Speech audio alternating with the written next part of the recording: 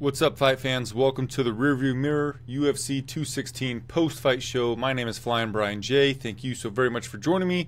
I am alone tonight on the post-fight show, so that means you, the live viewers on MMA Mania's Facebook page, are my co-hosts.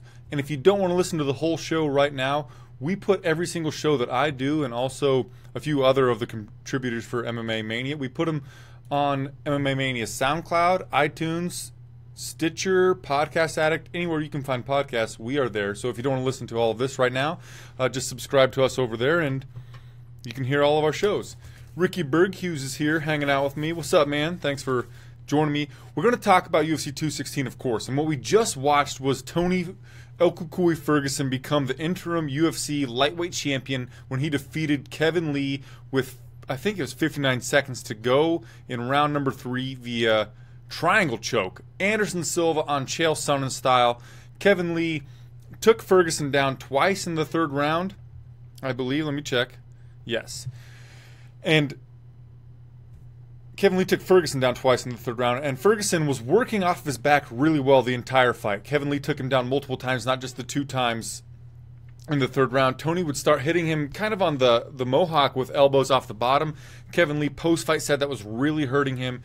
Tony looked for an armbar off of his back, kind of like if you didn't watch the fight, it looked a lot like Tony Pettis versus Smooth Benson Henderson, kind of like that kind of armbar, just the quick armbar type. And then he didn't get that. Kevin adjusted, spun, even though his arm was like hyperextended. And then Tony was able to sink in that triangle choke shortly thereafter. What I found interesting was the intricacies of Tony had Kevin's arm in like the armbar position, like pinky down to Tony's chest. He decided to move his hand off to the side and then just focus on pulling his head down. He said that was allowed him to get a lot more of the pressure on Kevin's throat, and Kevin was very reluctant to tap, but he ended up tapping, and now Tony Ferguson is the interim champion. And I was just watching Daniel Cormier talking to Joe Rogan and John Anik after the fights were over, and they were just kind of chatting about the main event and the co-main event. And I agree with Daniel Cormier. He said that he thinks what's probably next for Tony Ferguson is not Conor McGregor. It's probably Khabib next for Tony Ferguson, and Conor is probably going to fight Nate Diaz. So Conor's going to defend the real belt, or the not interim belt, against Nate Diaz, and Tony Ferguson is going to defend the interim belt against Khabib Nurmagomedov. I think that's phenomenal. I think they could even do a doubleheader with that. I mean, not a doubleheader, but, you know, main event, co-main event, and then you just book that up as like these 2 winners will fight each other next. And that'd be fucking awesome, because one, you got Conor McGregor, you're getting a huge pay-per-view numbers just because he's there at all. Nate Diaz, you know, he puts a lot on it, and then the 2 title fight thing, and then the prospects of the winners fighting each other. That'd be a lot of fun. Wow, 116 people are here hanging out.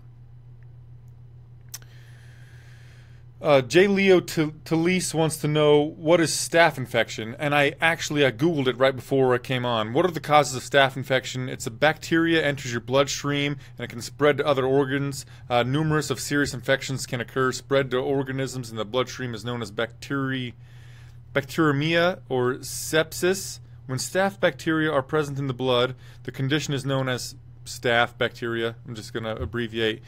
Characterized by low blood pressure, fevers, and chills caused by the staph bacteria, can cause shock, circulatory collapse, and death in people with severe burns. So, staph infection is really, really a fucking big deal, J. Leo. Also, Stanley Honeycutt. Stanley Honeycutt says staph can kill you. That's what I'm reading here on WebMD, even though, you know, WebMD says you're going to fucking die if you have the sniffles.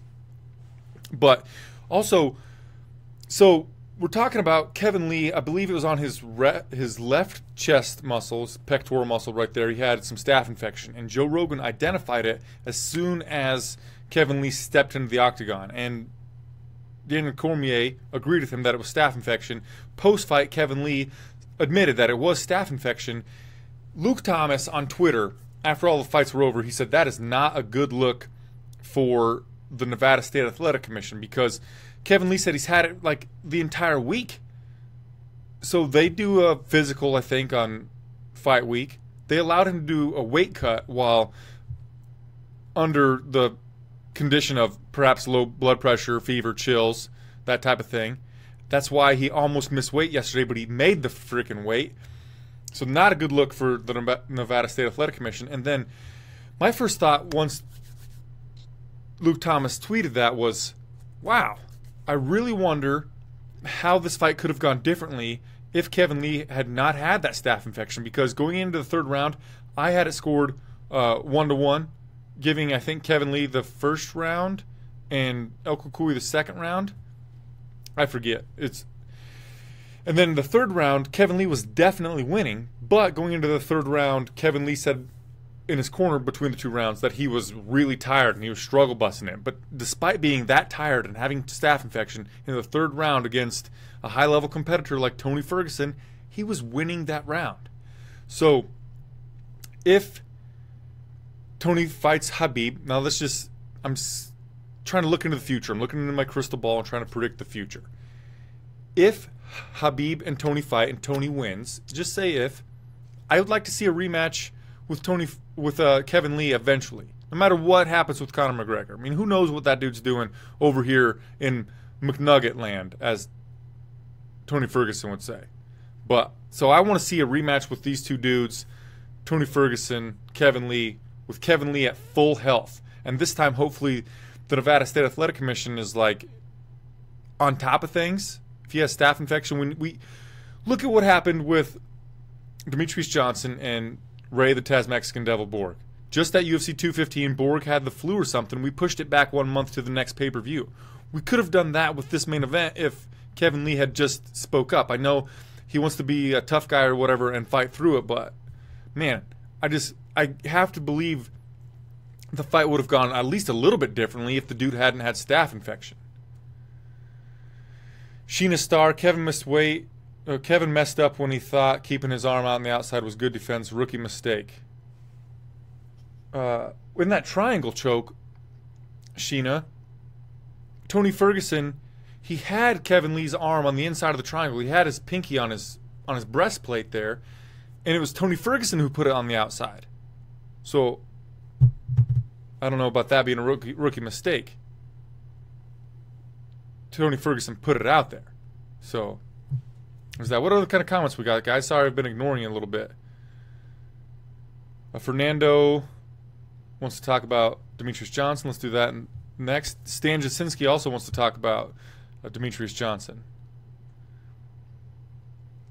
Marcus Zachary, I want that McNugget sauce. I want that Mullen Schwein sauce. Before we get into Demetrius Johnson defending his belt for the 11th time consecutively and setting the record for most consecutive title defenses, I want to talk about the WTFs of the card.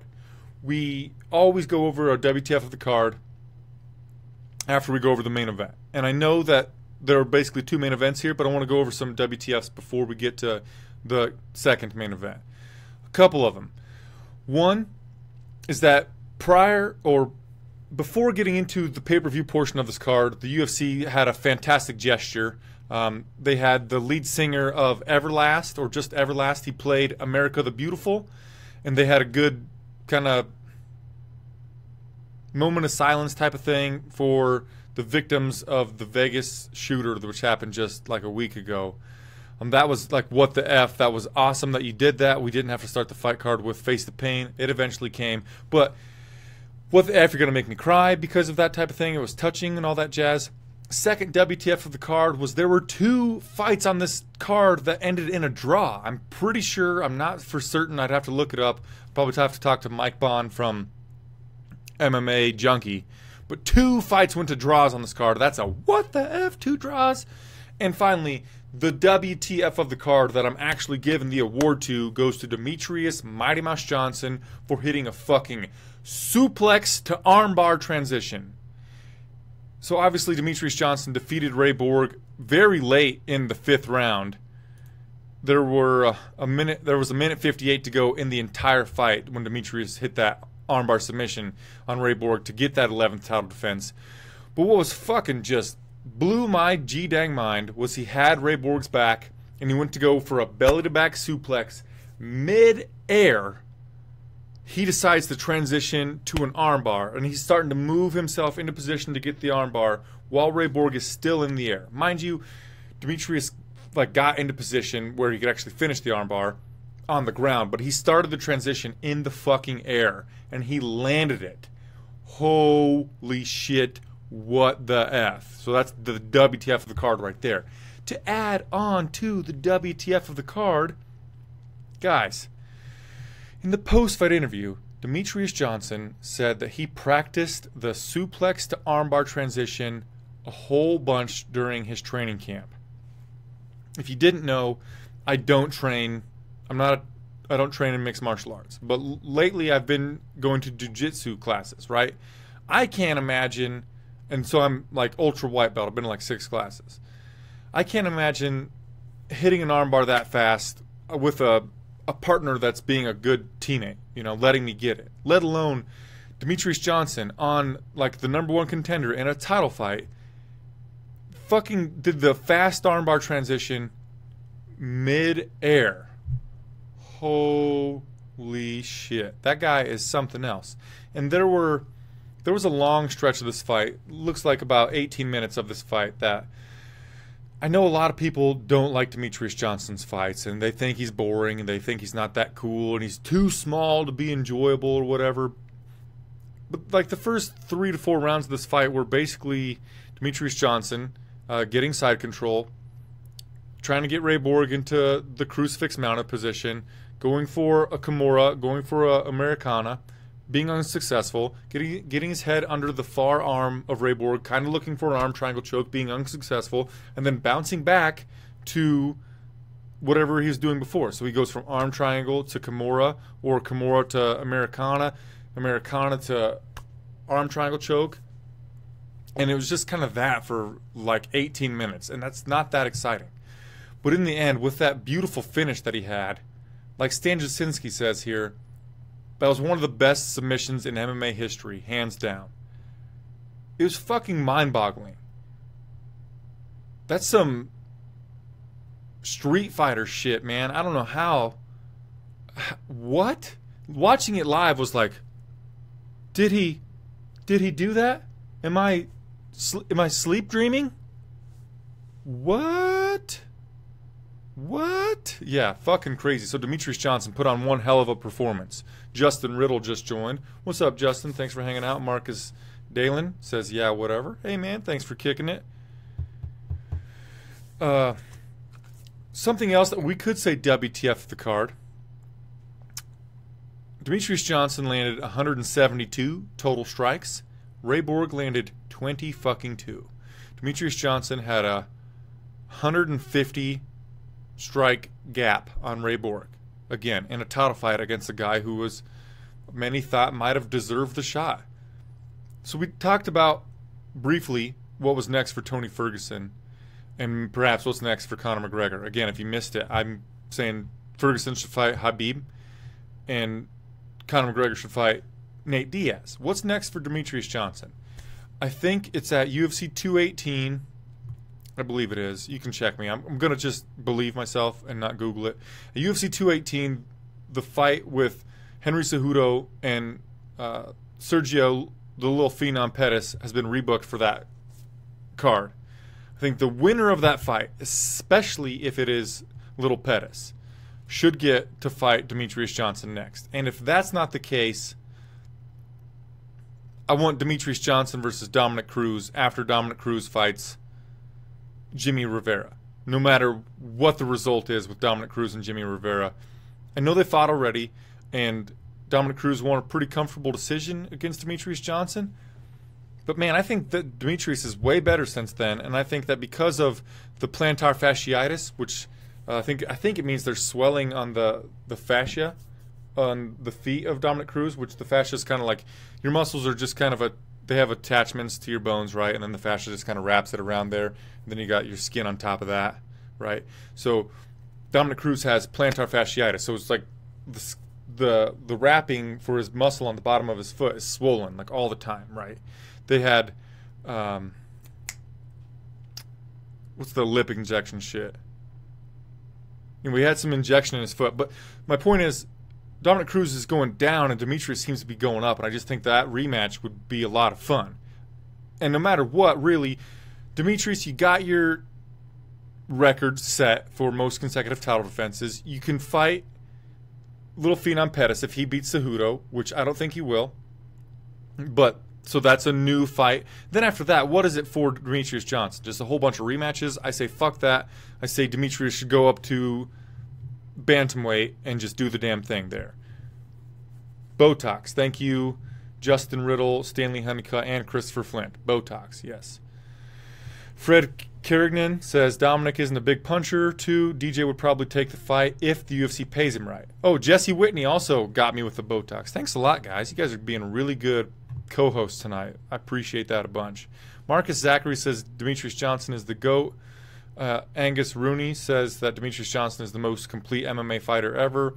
The weight division argument is irrelevant. That's a great point, Angus Rooney.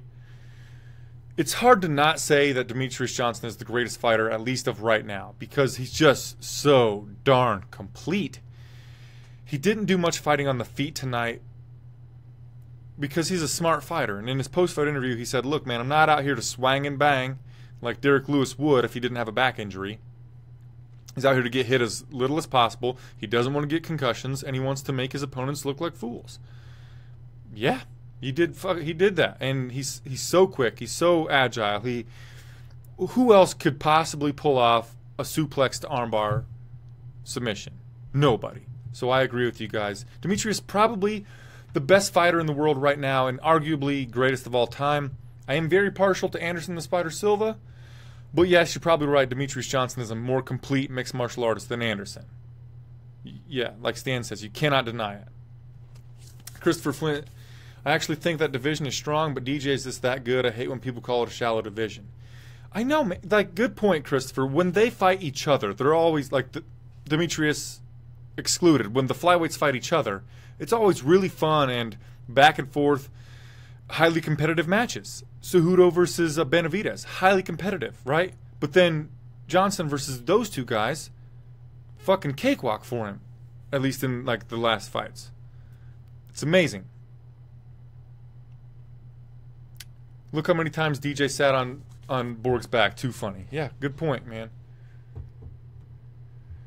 Dave Sutton agrees with me that he should go up in weight classes. And I'm not saying that the flyweights are boring, but when the guy's got 12 consecutive title defenses, and then what's next for him is just like rematches and rematches and rematches, and rematches of guys that he already tooled on, I just want to see fresh matchups. And what's crazy to say, it's kind of ignorant of me. That's not the word I'm looking for, but you'll understand in a second. Demetrius says he has no problem at all making the flyweight weight cut. And he looks small compared to Ray Borg. And then I'm here asking him to go up to 135 pounds, where he will be at a significant size disadvantage, right? That's kind of stupid of me, but I'm a fight fan, and that's basically what I want. Damian Bourre says DJ versus TJ. Absolutely, I would love that. I think that Cody Garbrandt beats TJ Dillashaw. And then maybe make Cody Garbrandt versus Demetrius Johnson, but I don't like that matchup for Johnson. I don't think he's going to be able to take down Garbrandt too much, and then Garbrandt hits like a fucking truck, as we all know, and I think that he would probably knock out Demetrius Johnson. If somehow TJ Dillashaw beats Cody Garbrandt, then I like that matchup for Johnson, just because TJ isn't as big of a single-strike knockout artist as Cody Garbrandt is. And I shouldn't be... Velton Rhymes, did Johnson submit his opponent? Yes, he did, my friend, via suplex to armbar transition for the finish. Dan Jasinski. Mighty Mouse just makes them look like amateurs. Division is not that bad. Jesse Whitney says he should stay to keep the record, then move. Your body decides what weight class you fight on, not the mind. Yeah, good point. All right, guys, let's move on to Fabricio Werdum submitted Walt Harris 1 minute and 5 seconds into the very first round. Of course, you might have known that Fabricio Werdum was supposed to fight Derek the Black Beast Lewis tonight. It was revealed, like, when the Fight Pass prelims were supposed to start, that Lewis was still having trouble with his back injury that he had complained about when he fought Travis Brown and then retired not that long ago. So then Walt Harris was down on the Fight Pass prelims. I think he was supposed to be the second fight. Or no, he was supposed to be the main event of the Fight Pass prelims, but he was supposed to be opposite of Mark Godbeer. Godbeer got taken off the card. I'm assuming that he got his show money, so that's great. Mark got to show up. I get paid to do nothing, so fucking great for Mark Godbeer. Walt Harris still had to fight. Probably got a little bit of extra cash in his wallet, right? And then Fabricio Werdum just fucking murdered him.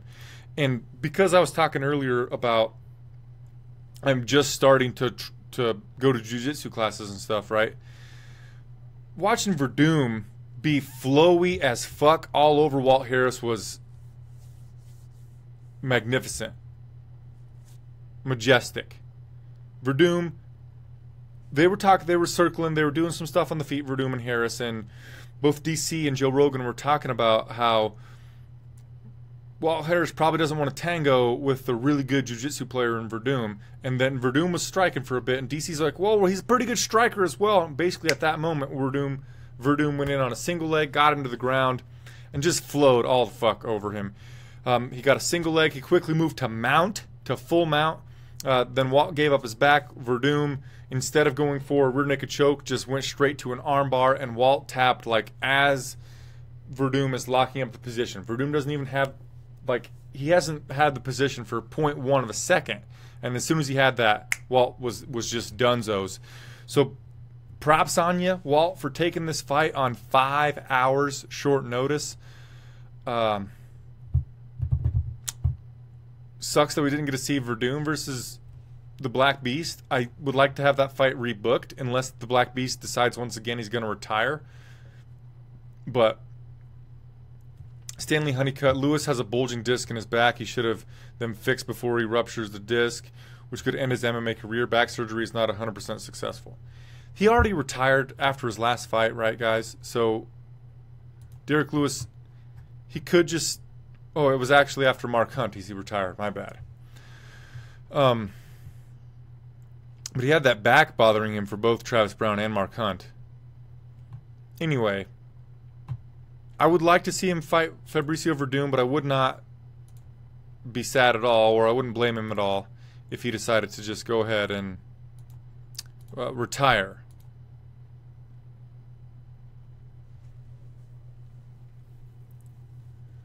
Thanks, Stan. I appreciate it, buddy. Really appreciate it. Velton Rhymes doesn't think Werdum could have beaten Lewis. Who's next for Werdum? Christopher Flint wants to see him fight Mark Hunt. I've got the rankings up here. Fabricio Werdum. Fabricio is in a weird spot because he's the number 2 ranked heavyweight. He just lost to Alistair Overeem. He's already been knocked out by Stipe Miocic. He's coming off of a win over somebody who's not even in the top 15 of a shallow fucking division, right? So what's next for Fabricio Werdum? Alistair has Francis Ngannou next. Christopher wants to see him against Mark Hunt. And actually, yeah, let's do that. Let's make him fight Mark Hunt. Because when Fabricio accepted the Derek Lewis fight, Mark Hunt was saying that it was fucking bullshit that he accepted that fight. He wanted the rematch with Fabricio Werdum, and he was causing a big stir about it. And I'm a fan of drama, not in my personal life, but I'm a fan of drama in the fight game. Mark Hunt's about to provide us some drama in the fight game and talk some shit for a fight against Fabricio Werdum. So I like it. Christopher, let's do that. Jesse Whitney says Stipe. Also, Mega Horbs says Stipe. I think Stipe's going to fight probably Francis Ngannou. Right? Stipe's not booked, is he? No, he's not. He hasn't fought since May. I don't know. I would like for... I think Francis is going to beat Alistair Overeem. And then once he beats Alistair Overeem, he's going to get a shot at Stipe. And then... Or after Francis fights Overeem, then he could fight Fabricio. But I think I'm with Christopher. Let's go with the Mark Hunt rematch.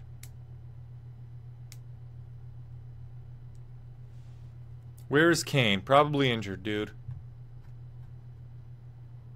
Probably injured. Who knows? I sometimes don't even like to consider Cain Velasquez when doing this type of thing, talking to you guys, like Jay Richardson says, he's probably at a car show. who knows, man? He's just injured so often. Even if we book him for a fight, who knows if he's going to make it there? So I just don't like to worry about him. You know, Cain is retired. They just won't say it. Yep, Tony Gonzalez. Cain is still dealing with injury. See, I mean, like, let's not even consider him. Mara Romero Barella versus Kalindra Farea. Barella finished the fight at 254 in the first round with a rear naked choke submission. Honestly, I didn't watch the fight, guys. And don't call me sexist. That's stupid. I'm not. I like watching women's fights the same as men's fights. What I was protesting a little bit in my mind's eye was these two unknowns don't even have fucking Wikipedia pages on the pay-per-view portion of a fight card. Like, I know you're like, oh, you should watch every fight. You should pay for every fight the UFC puts out. Look, man, I'm on a limited budget, dude. I don't have a fucking high-paying job or anything like that. I have to budget my money out for every single month. So I have to budget in $60 for every single month to watch a UFC pay-per-view. And so basically each fight is worth like $12. So I feel like I paid $12 for that fight, and it's why? Why was it on the pay-per-view portion? We should have moved Lando Groovy Venata versus Bobby King Green up to the pay-per-view portion and moved that fight down to the Fight Pass prelims. I don't get it. Mega Horbs says Dana's trying to build up the division. I understood it when it was going to be Andrea KGB Lee because she's a big name, right? She's very prevalent in Legacy and Invicta, and she's got a fight style like Donald Cowboy Cerrone, which means she's got long, hard kicks. And she's fucking super fun to watch, and we know who that is. Instead, we got that, so. Anyway, going down, Beneil Dariush, he got a draw against Evan Dunham. This was a fight where Beneil almost had the finish in the first round. Dunham seemed like he didn't have much to return for his time in there, right? Between rounds 1 and 2, Evan said, that was definitely Dariush's round, right? And his corner's like, yeah, that was definitely Dariush's round. But then Dunham won the next 2. Dariush seemed to lose steam a little bit. And Dunham, who, if you look at his, I can't see it right now, but if you look at Dunham's strikes landed per minute in the octagon in his entire UFC career, it's like 6.5 strikes per minute. Even though he's this slow, plodding, kind of rudimentary, ho-hum type of fighter, he puts on a fucking pace, and he's got really good cardio, and he's very, very durable. So second round and third round, he kind of put it on. He got a takedown in the round 2, and then in round 3, he just won via more strikes. Super close fight. I honestly scored it for...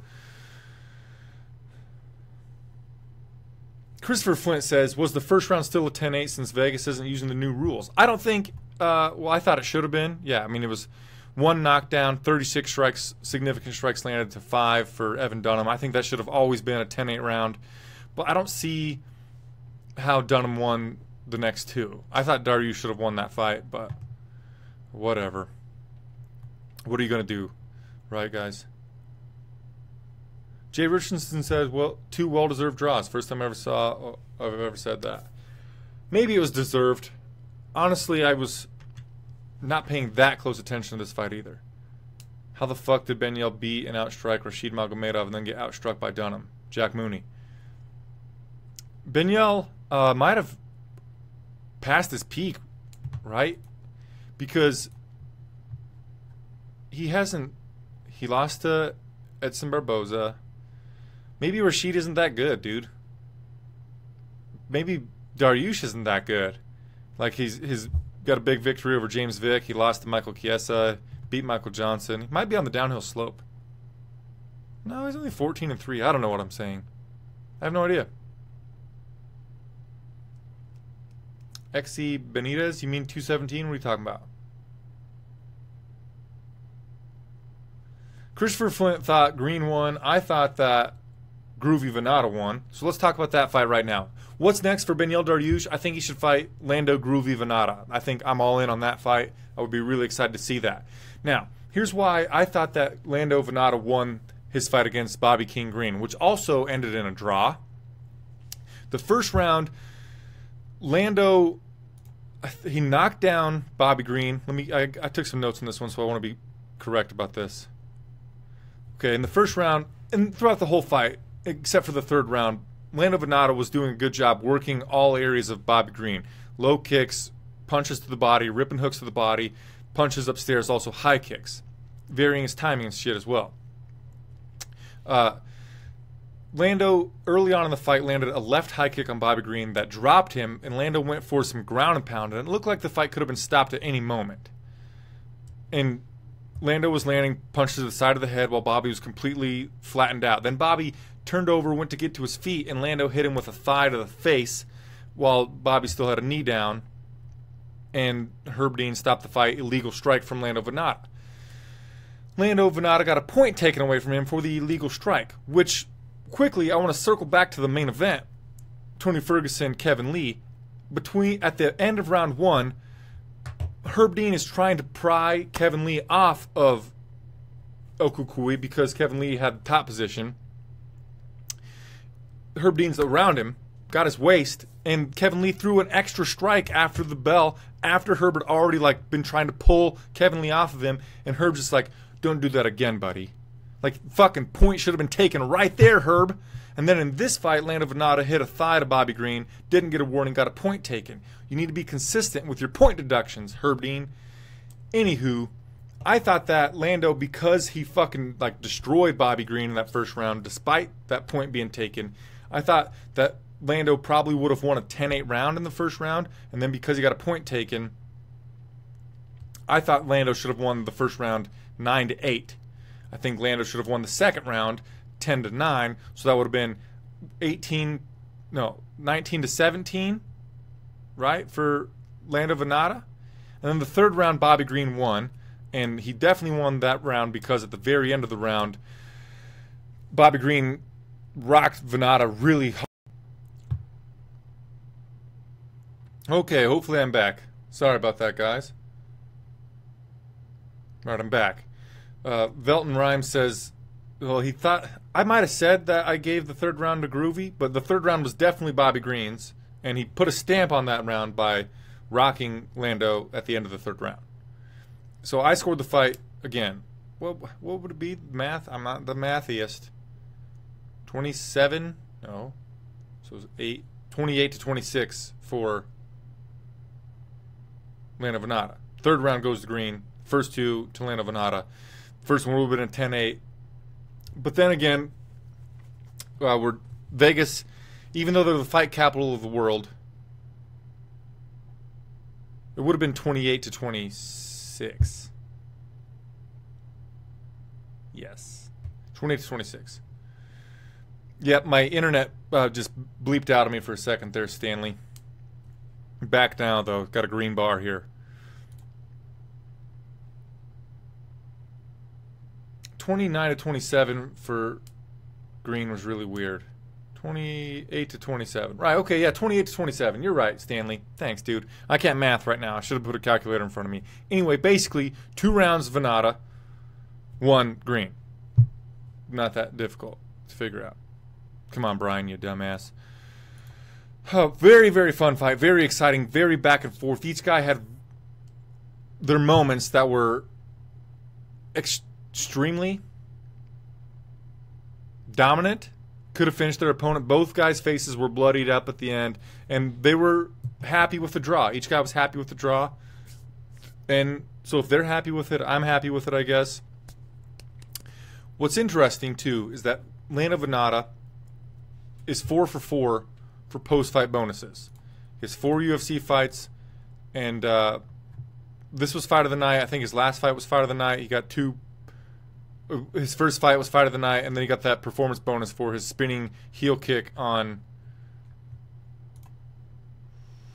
why am I blanking on this dude's name? John McDessie. Christopher Flint asks, and this is a good question, Christopher, is that illegal? A thigh to the face wasn't a knee. You're not allowed to strike a person's head with any part of your leg while they are considered a downed opponent. So, any part of your leg. You can't strike them with any part of it. So, Yeah, I mean, you have to draw the line somewhere, so I guess they're drawing the line at the hip joint, right, where the ball goes into your pelvic. What's it called? Anywho, you get what I'm saying. Fight of the night for sure. If you have UFC Fight Pass, there you can definitely rewatch that fight, and if not, go to Reddit and find a way to rewatch Lando Venata versus Bobby Green. It's a phenomenal fight. You'll love rewatching it. And I don't think the post-fight bonuses are purely out yet. I'm going to try to look on Twitter in a second here. But that has to be fight of the night. It's almost fight of the year. Yeah, your girdle. Your pelvic girdle. Thanks, Jamie. Let's see. Okay. 4 minutes ago, MMAfighting.com tweeted out the post-fight bonuses. And I think they're legitimate. Fight of the night goes to Lando Venata versus Bobby Green, as I just mentioned. Performance of the night goes to Demetrius Johnson and John Moraga. We'll talk about John Moraga soon. The gate, dollar-wise, was $677,999. It's a lot of cash. And the attendance was 10,638. Later, Stan. Thanks for hanging out, my friend. What's quick? How long have we been doing the show? I like to do like a half hour. I think we've gone over a little bit. Let's talk about Cody Stamann versus Tom Duquesnoy, and then we'll kind of just glaze over the rest of them. Tom Duquesnoy in the first round was doing really good against Cody Stamann. He hit him with some powerful shots, but Stamann didn't back down at all. And Tom wilted as the fights went on. Cody was going for late takedowns. Early on in the fight, Tom did a really good job sprawling. He hit some sprawls that were like fucking shit. He about pressed Cody Stamann's face through the canvas with his hips. But as the fight went on, Tom started to not do those sweet sprawls, and he would instead try to pull into butterfly guard and then try to press and then flip so that he would end on top position from Cody Stamann's momentum. So he would use Cody's momentum against him, but he was unsuccessful every time and would end up on the bottom. And once Tom had his hips firmly planted on the ground, basically Cody just held him there for the rest of the round, and even Cody could posture up occasionally and got Tom with some pretty good ground and pound. In the third round, it looked like Tom could have taken over, but he was just too gassed and he couldn't put any real offense together. Christopher Flint says, I have no faith in French fighters except for Francis Ngannou. Kickboxing doesn't give you enough cardio in MMA. I don't know if we're allowed, if the PC police will allow us to say that about a whole country worth of fighters. But yeah, man, I had a parlay with Tom Duquesnoy, and he fucking really just shit the bed for me, so yeah. Tom Duquesnoy. Cody Stamann looked good, though. I mean, he showed some pretty dynamic striking tonight. He had Darren Cruikshank in his corner, who Darren Cruikshank's known for his spinning techniques and a very flashy striking style. And Cody, even though, from his UFC debut, I just thought of him as a wrestler, purely wrestling. He did have some really good striking combinations in this fight against Tom Duquesnoy. He had some spinning back kicks to the body, some high kicks. So a very nice performance from Cody Stamann. I was very impressed. Tom Duquesnoy is only 24 years old. He only has 18 fights under his belt. I think he could be back and could get a lot better. If he, I think he's training at Jackson Winklejohn, so his cardio will get better, Christopher, and his overall game will get better. He seems like he needs to add a strength and conditioning program, because even though he's fighting at bantamweight, he seems a little bit spindly, wiry. He's just put some more meat on him, get a little stronger. And also, he needs strength and conditioning, so he needs to have better cardio. I think he should also try to get a little bit stronger. Let's move down. The flyweight fight was the second fight of the night, John Moraga versus Magomed Bibulatov. Moraga cracked Bibulatov with a hard left hook that shut the Russian's lights out. So it started with, I think, Moraga went for a right high kick that Bibulatov ducked under and went to roll back with, and as he's rolling to it, so I'm rolling to my right, so he was rolling to his right, and Moraga just was winging it wildly. I think he just closed his hands and threw a fastball with his left hand. It caught Bibulatov, and it made his eyes go in the back of his head, and he just fell back stiff. And Moraga got him with a couple of ground and pound strikes. fucking incredible performance from John Moraga, because that KO came with just 1 minute and 38 seconds into the first round. And Magomed Bibulatov came into this fight night, I think, as, let me double check. Okay. Obviously, he wasn't the biggest favorite on the card because that was Demetrius Johnson. But the second biggest favorite on the card won in the first 2 minutes with a knockout from a left hook. And there's a lot of hype, not just the odds on Bibulatov for tonight. There's a lot of hype behind this guy. He's the former WSOF flyweight champion, right? He's the Chechnyan dictator's like henchman. So he's had a lot of media attention because of that, because of the Chechnyan, I forget the guy's name, doesn't like gay people, right? And Bibulatov is one of his henchmen, so there was like some drama with that.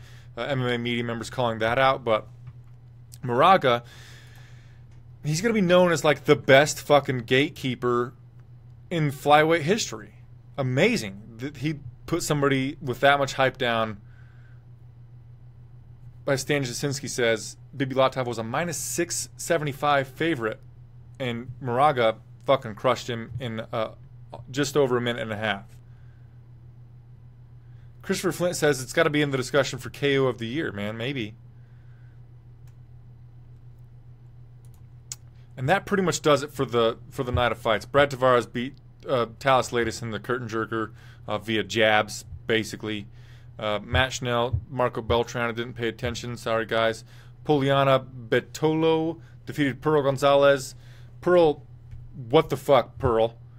Pearl went in for takedowns against the fence and then just would like lean there for fucking ample amounts of time while Paulina just elbowed her to the face a whole bunch. And Pearl's like, the referee's like, this is boring, I'm going to separate you, get back to the beginning. And Pearl's like, nope, doing it again. And that's all she would do. Her corner was even like, look, if you don't get the initial like burst with the takedown, if you can't get wrapped around the hips, if you can't get any momentum to get Poliana down to the ground, you got to change it up. Work to the top, maybe get double underhooks, look for a trip takedown rather than a double leg or a single leg, or get some space and throw some elbows once you got her against the fence. And Pearl did none of that. I don't think that Pearl really is UFC caliber. She's a pretty girl and all that jazz, but like I think that's one reason why the UFC brought her in here. I think she has some boxing experience, but she's just not UFC caliber, man. Just not at all. Christopher Flint says that Brad Tavares is the most jacked dude ever with no power. He hit Tavares. Tavares hit Latis with a few shots that were pretty powerful, but didn't really seem to phase Latis. At the end of the fight, Tavares had Latis on the ground, and Tavares did land a few really hard ground and pound strikes, but I don't know. Brad Tavares is going to always be a middleweight, in my opinion. 29 years old with 20 fights under his belt. Maybe he's getting better, but in my opinion, sorry guys. Thanks, Jesse. I appreciate that. I didn't know you knew that. Thanks, Jesse. He commented on something that happened recently in my personal life. Beating Talis Latis via decision, in my opinion, in 2017, tells me nothing about like you as a prospect or anything like that. I mean, good win. It's a good name on your resume, but tells me nothing. Sorry. So that pretty much does it for the show. I appreciate you all for hanging out. Christopher, Stan, Jesse, Velton, Jack Mooney was probably here for a while, Tyler Marshall. If you haven't already, subscribe to MMA Mania on iTunes, SoundCloud, Stitcher, wherever you get your podcasts. Please like my Facebook page. I really want to get to 1,000 likes on my Facebook page by Halloween, so we've got like 22 days, right? 23 days, 22 days.